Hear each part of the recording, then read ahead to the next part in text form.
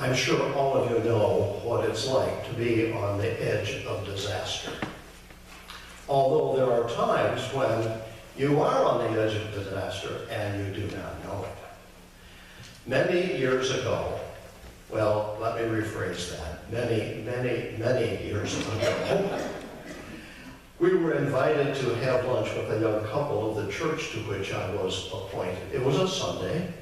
So after church, we went to have lunch. And after lunch, Dale said, "How would you like to go for a dirt bike ride?" Now, he knew that I had a motorcycle, and he happened to have 2 dirt bikes. So I said, well, of course I'd like to go. So we went out and fired up the bikes, and he took off, and I tried to follow him. Well, we were doing just great until he went around a curve in a field, and I tried to go around the same curve. Little did I know that I was on the edge of disaster, because on the other side of that curve was a drop that went right down into a gully. I didn't drop. I went right off the top of that hill. I bet you dropped then. And then I dropped. However, I was no longer with the motorcycle. I woke up sometime later lying on my back in a field. I thought, well, I was awake, so let's get up. I could not get up. I had cracked 6 ribs and broken some of the flanges on the discs of my back. Try as I might, I could not get my feet under me in order to stand. So the Baldwinsville Fire Department came out with their backboard and hauled me off to the hospital, where I spent the night, and then came home the next day and was in pain for about 3 to 4 weeks as those cracks healed. Now, if you had told me before I got on that dirt bike that I was on the edge of disaster, I would have ignored you. I would have thought you didn't know what you were talking about. After all, I know how to ride a motorcycle. But it turns out that it really was, for me, the edge of disaster. I think about this when I think about the words that Jesus has spoken to us about having life and having it more abundantly. How many times do we just go through the motions of a day because it simply repeats what we've done before? The patterns of our lives just seem to fall into place, and we don't really see any need to change anything until there's some crisis or some kind of an event that forces us to stop long enough and to reconsider what the value of those patterns happen to be. Sometimes the patterns of our lives are actually robbing us of what Jesus wanted us to experience as a full and productive life. A life that has a sense of joy and gladness, a life that seems to have a sense of purpose beyond the moment.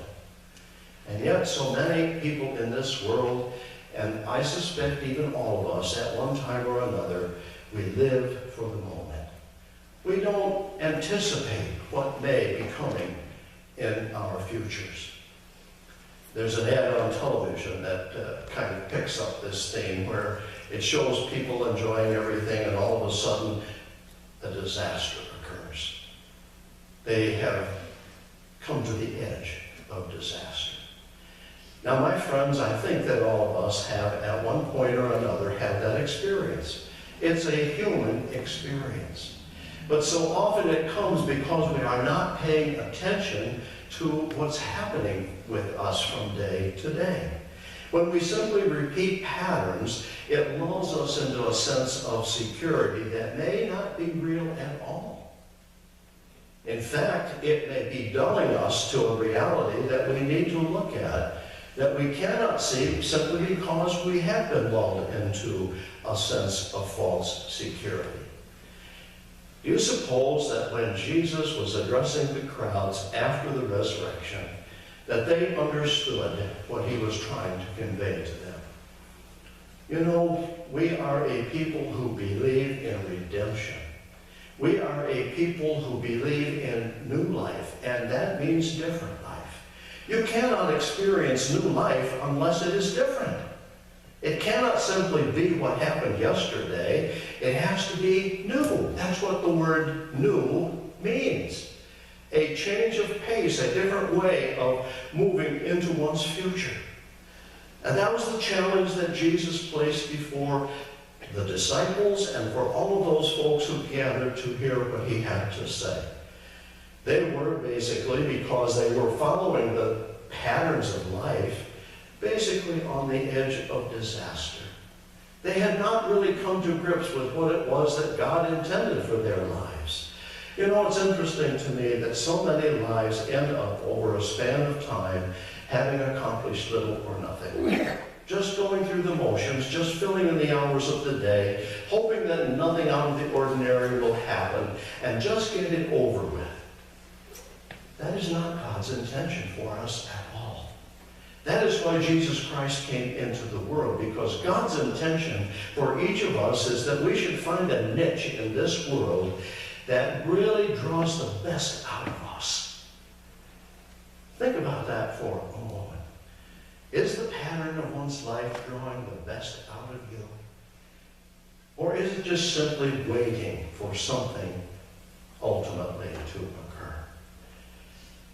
If we are just waiting, we are on the edge of disaster. Because we're not only robbing ourselves of the fullness of life that Jesus promised to us, but we are also robbing those around us. Think about the kinds of differences we make when we find that niche, when we find that gift God has given us that contributes to the well-being not just of those we know, but to the world in which we live. What a difference that is. And that's the kind of fullness of life that Jesus was talking about when he said, I am the good shepherd.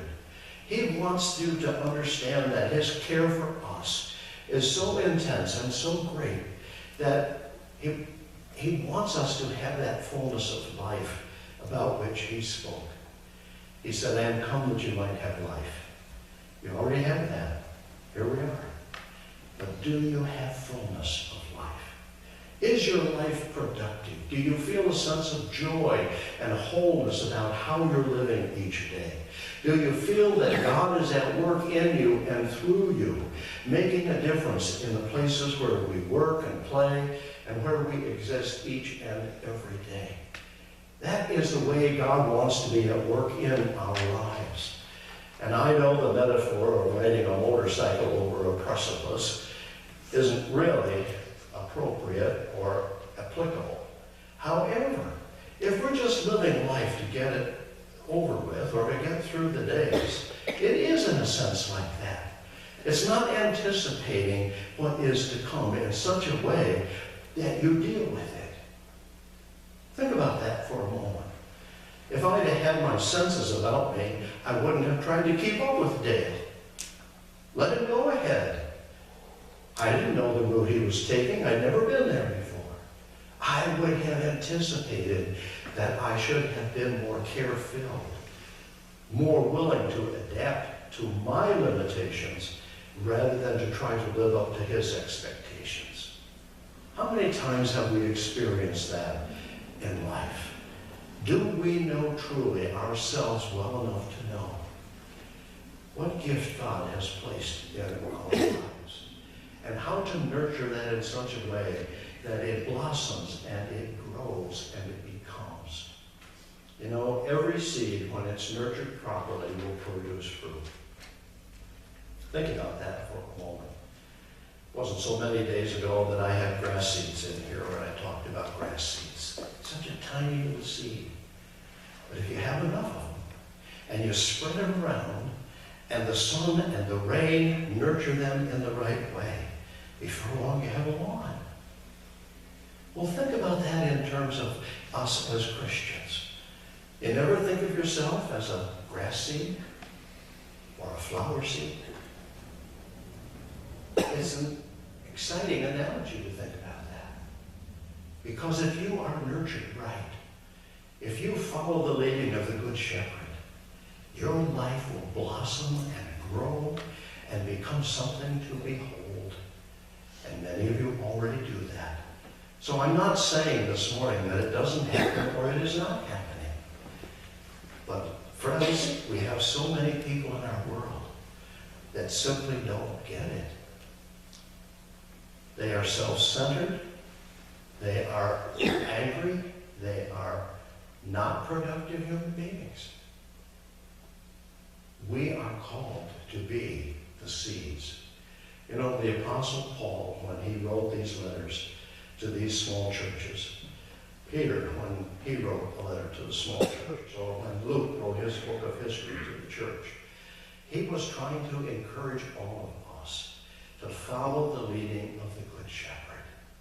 And when we do that, when we treat one another with respect, when we try to encourage one another, when we surround one another with care and concern, when we are there for one another, those are the gifts that God places in us by the presence of the Holy Spirit. And what a difference that makes. Sometimes the right word is the word that lifts a person out of despair. On the other hand, the wrong word can cause people to crash.